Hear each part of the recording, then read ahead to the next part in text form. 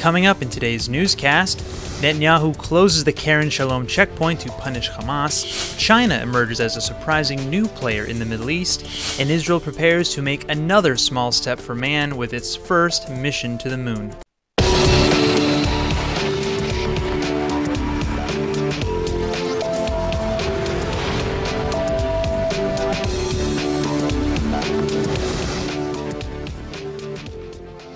Israel's Prime Minister has just announced the closure of the Keren Shalom crossing point with Gaza until further notice. This checkpoint is the only place along the Israeli border where food, water, and aid can be transferred into the Strip. Israel says that specifically approved shipments will be still allowed in, but in announcing this closure, Prime Minister Netanyahu has made it very clear that the majority of operations will indeed be shuttered. אנחנו נכביד את ידינו על שלטון החמאס ברצועת עזה, מיידית, בצעד משמעותי.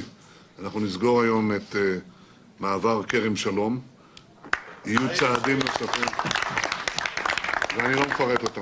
This crackdown is intended to send a clear message to Hamas leadership that instability and violence against Israel will not be taken lightly, a position echoed by Israeli Defense Minister Avigdor Lieberman, who slammed Hamas for continuing to allow flaming kites to be flown into Israeli territory. אבל בדרך שחמאס מתנהל, הוא פשוט מדרדר ועלול לשלם את כל המחיר. מחיר הרבה יותר כבד מאשר בצוק איתן. המציאות הזאת ששורפים לנו יום-יום, חורש טבעי, שדות, ועד עכשיו נשרפו כ-28,000 דונמים, שזה פחות או יותר שטח של עיריית נתניה או עיריית רחובות. אנחנו לא מתכוונים לספוג את זה ולא מתכוונים להמשיך בצורה כזאת. These brush fires, on top of the weekly border clashes that started back in March, represent an overall Palestinian frustration with a political situation that only seems to be deteriorating, a frustration that Israel believes Hamas is taking advantage of at the cost of Gazan lives. Palestinian leaders, including those from Hamas and Islamic Jihad, say that the closure of Keren Shalom is tantamount to a declaration of war. Others say that this is a punitive form of collective punishment that will only worsen the humanitarian crisis in Gaza and increase overall instability. Still, Israeli leaders have clearly had enough, and for now it remains to be seen whether or not this will have the intended effect. Well, the final readings of the controversial nationality bill are set for next week. If passed into law, this would set a series of precedents into Israel's Code of Basic Laws, effectively enshrining the country's Jewish identity into legislation. But critics worry that it dangerously threatens Israel's role as a democratic state as well, where nearly a quarter of the nation is not Jewish. Well, an unlikely enemy to this bill has just emerged, Israeli President Reuven Rivlin.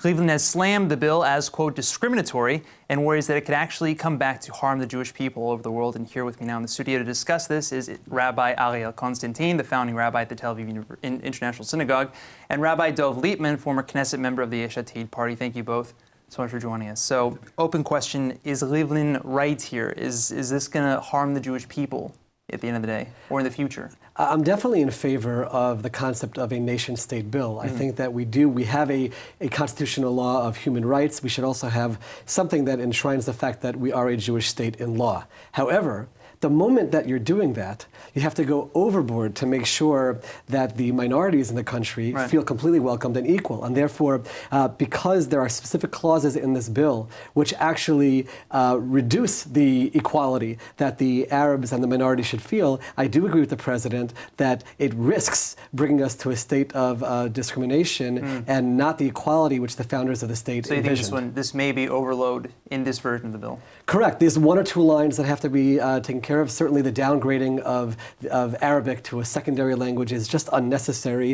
There's no reason we can't keep it as equal status with Hebrew. And the specific clause 7b, which says that people can form by law your own neighborhoods, excluding those who you don't want to be part of you. Those are the two which I feel are harming Israel, and there's no need for them when we're trying to promote Judaism in the state. That's wonderful. But do that, but keep the equality in place as well. Sure, and we'll definitely get to that clause, but first I want to hear your response. How do you feel? I mean, first of all, to establish Israel as a Jewish state, I think is necessary and critical. I think this is a very important law. It's something that's well overdue. Every country has a right to self-determination and to determine their majority culture and mode of living, holidays and language and everything that comes along with their culture. America has their culture, France has their culture, and Israel has a right to define themselves as the Jewish state as their culture. That does not necessarily harm the interests of the minority. The minority in a democratic state is always protected and respected and able to live their life as they will. But if we go down the line of discrimination, hatikva is discriminatory, liot am chofshi ba'artzeinu, we're talking about, being returning to our state, our homeland. What about the Arab minority? That leads along the lines of Zionism is racism, which we believe, even the law of return could be racist, could be determined as racist, saying that how come only Jews can return. We're defining Israel as a Jewish state. We're respecting the minority. We're enabling them to live as they wish with equal and full rights and absolutely enshrined in law, and should always be the case.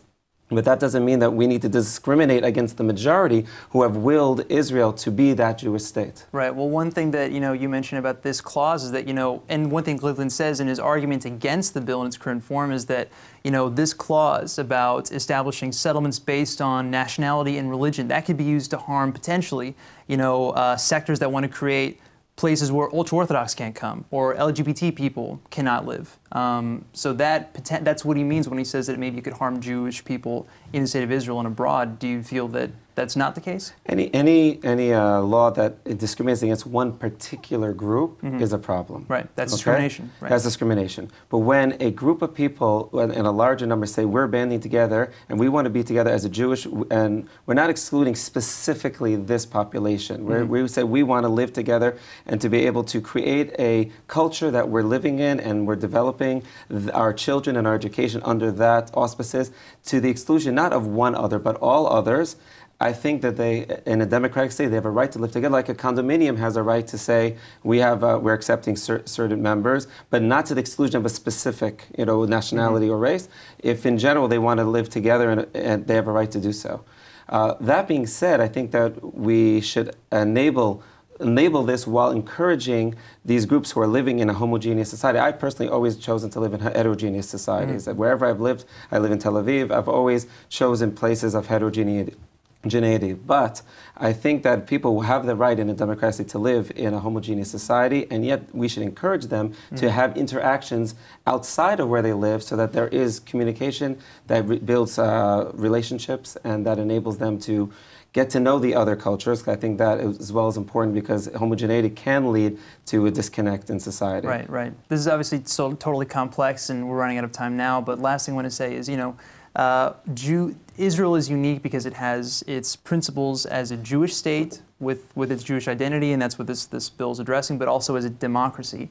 Does one balance more than the other, or should it balance more than the other? Well, there's ways to find that balance, but the moment the Attorney General of the country and the Attorney of the Knesset say this law is going to be overturned by the Supreme Court, there's no way this provides the balance, at that moment it's just political in nature. Everyone in the Knesset knows the law cannot pass the threshold of the Supreme Court the way it is right now, and that's a shame. It's a shame that anyone's trying to score political points and harming other populations along the way. It harms the minority population, the Arabs in the country. It will only inflame and embolden the extremists on that side instead of building up the moderates on the Arab side. And there's also a clause that hurts diaspora Jewry as well and their desire to be part of Israel. So from beginning to end, to take out a few clauses and we can be proud of a Jewish nation state which stands for equality, which is a core Jewish value. That's what they should be striving for, and sadly this law doesn't have that. Sure. Again, this is such a huge discussion to have. Unfortunately, we're out of time. Thank you both so much for coming, discussing it. Thank you. Well, despite a growing international condemnation of the practice, the Palestinian Authority has vowed to plunge ahead with paying stipends to terrorists and their families. While Israel sees these so-called martyr payments an obvious incentive to carry out violence against Israeli citizens, President Abbas clearly sees this as a red line for his own administration, one that he's prepared to hold firm on, even at the cost of millions of dollars to his own people. نحن ننتظر ونترقب وسنتخذ الإجراءات التي تتناسب مع مصلحتنا فيما يتعلق بهذا، بمعنى المال الذي تعترض إسرائيل على دفعه للشهداء والجرحى، هذا لن نسمح لأحد أن يتدخل به. هؤلاء شهداؤنا وهؤلاء جرحانا وأسرانا، سنستمر في الدفع لهم الثانوية العامة. This comes less than a week after the Israeli government officially froze tax funds to the Palestinians that the state believed was being funneled to these martyr funds. Other nations around the world, most recently Australia, have similarly halted direct payments to the PA for similar reasons. This year alone, President Abbas has reserved nearly $300 million for the purpose of paying Palestinians and their families who were either jailed or killed while carrying out a terror attack. This accounts for nearly 7% of this year's entire budget for the Palestinian Authority. In addition to widespread accusations of inciting and even encouraging violence, critics have slammed the pure futility of the economics of it all. Many point out that this amount of money, if invested into Palestinian infrastructure, would serve a considerably better purpose, especially given Palestinian demands for aid following recent cuts to the UN's Palestinian Refugee Agency by the United States. For Abbas, however, the decades-long practice of paying these stipends is deeply rooted in internal Palestinian politics. On a purely political level, analysts speculate that even if Abbas did want to halt the payments, it would be career suicide for him to do so, especially given his already low approval figures. The obvious counterpoint here is that his leadership has failed to give Palestinians a true, lasting hope for peace in the first place, which only cements the public demand and expectation for these stipends. Well, surprising new figures just emerged as a key player in the Middle East, and namely in trying to solve the Palestinian-Israeli conflict, China. Chinese President Xi Jinping has just cemented this mission by promising $15 million of aid money to the Palestinians, as well as $23 billion total to economic assistance to Arab states throughout the Middle East. 我们支持召开新的巴勒斯坦问题国际会议，支持探索创新中东促和机制，以两国方案和阿拉伯和平倡议为基础，推动巴以和谈尽快走出僵局。 This massive deal includes nearly $100 million to key Palestinian allies, including Jordan and Lebanon, as well as Syria and Yemen. Xi Jinping sees this culminating in a massive trillion-dollar program that resembles a modern-day Silk Road of trade that spans the continents. Needless to say, this is certainly enough money to make quite a dent in the region.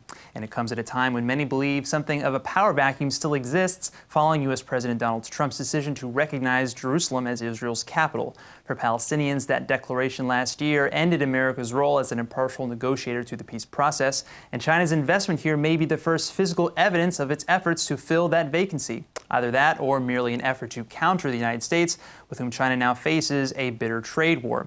Either way, the UN's Refugee Agency for the Palestinians is looking at a funding crisis of over $200 million in missing funds following Trump's decision to freeze funds to the Palestinians. UNRWA is preparing for severe cuts in staff, programs, and aid if it can't come up with the money soon. The head of the agency says that this is the worst financial shortfall that they've ever faced. Well, in a stunning turn, roughly 400 Israeli veterans from the 2014 Gaza War, Operation Protective Edge, have just returned their commemorative pins. The gesture was conducted in the form of a protest held outside of Prime Minister Netanyahu's home in Jerusalem, and the vets say that this is meant to protest the government's failure to return the bodies of Israeli soldiers Keren Shalom and Hadar Goldin. The remains of these soldiers have been in Hamas possession since the 2014 war, along with 2 Israeli citizens who are believed to be mentally ill. For those who fought on Protective Edge, the government's failure means that the war is very much still on. And ILTV's Aaron Portis is here with the details. Thanks, Aaron. Thanks, Brett. And yeah, you hit the nail on the head. In Israel, after a war is fought, the soldiers who participated in that war are typically awarded commemorative pins, and that's everybody in the IDF at the time. Okay. But these 400 soldiers taking part in the demonstration returned their pins and signed a joint statement reading, quote, "We are entrusting you with our medals from Operation Protective Edge until our brothers return home," quote.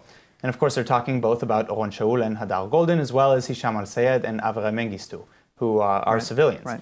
So one of the organizers summed up the protest saying, you know, a pin that doesn't stand for values doesn't mean anything. Right, so just to be clear, these are not medals of honor or Purple Hearts. These are pins that they earned for fighting in the war in the first place, I understand.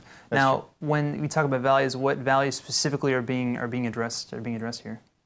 Well, the letter describes a so-called unwritten agreement between the state and its soldiers, that we, the soldiers and reservists, defend the borders of the state and its citizens, and the state is concerned with bringing us home after the war, dead or alive. So as far as the protesters are concerned, the war is very much not over, and it won't be until those bodies are returned.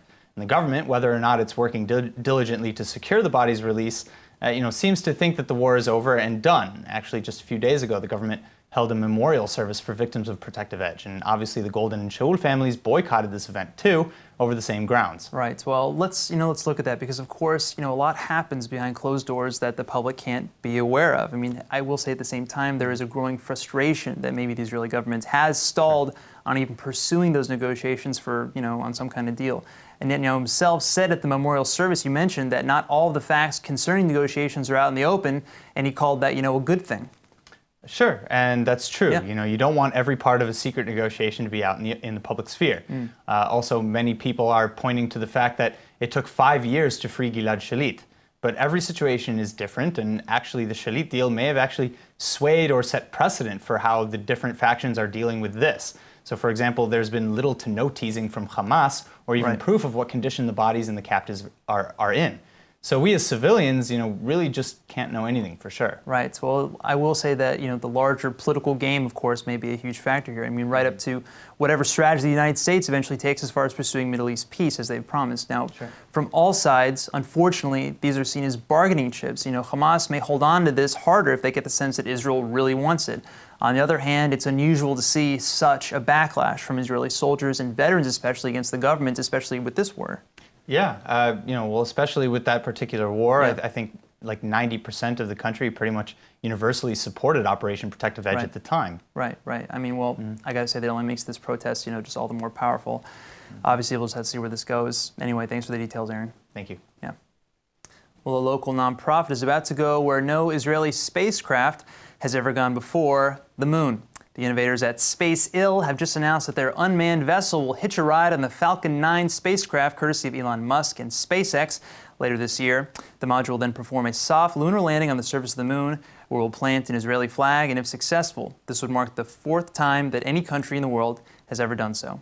We were always anxious as to whether we'd actually be able to do it in time. And I think we are going to do it. I don't think we are going to do it in time, and we have no alternative. If we miss this rocket, we're out of play. So we've got to do it, and we will. While manned space missions to the moon haven't been in style for the last few decades, stargazers' fascination with the moon and the infinite unknown of space has never wavered. Israel has made numerous voyages into the final frontier over the years, but this mission, which would put an unmanned Israeli spacecraft on the moon in February of next year, is the payoff of years of hard work. Space Ill first set their sights on the moon back in 2011 in a competition sponsored by Google. 7 years later, their advanced technologies have found a cutting-edge new way to make the soft landing on the lunar surface. The spacecraft itself is only about 6.5 feet long by 1.5 feet tall. That's smaller than your average horse. The organization's leaders hope that a successful landing in February will open up a kind of Israeli Apollo effect, renewing national and private interest in space exploration. Some say that science should be focusing on the problems of Earth, but there's no denying that human thirst for a greater understanding, and of course our desire to see what mankind has yet to see. Well, one of the biggest issues plaguing the elderly today isn't just physical health, it's the lack of community and, of course, isolation. Well, hopefully one Israeli company has just found a solution to this difficult and for some very personal issue. And here with more on this is COO and co-founder at Uniper Care Technologies, Avi Price. Avi, what does Uniper do? Thanks, Brett. Uniper is a community wellness platform, okay? What we do is we actually connect to the elderly in their homes. Okay. And help them stay engaged, interactive with their peers, members, family members, care providers, health providers.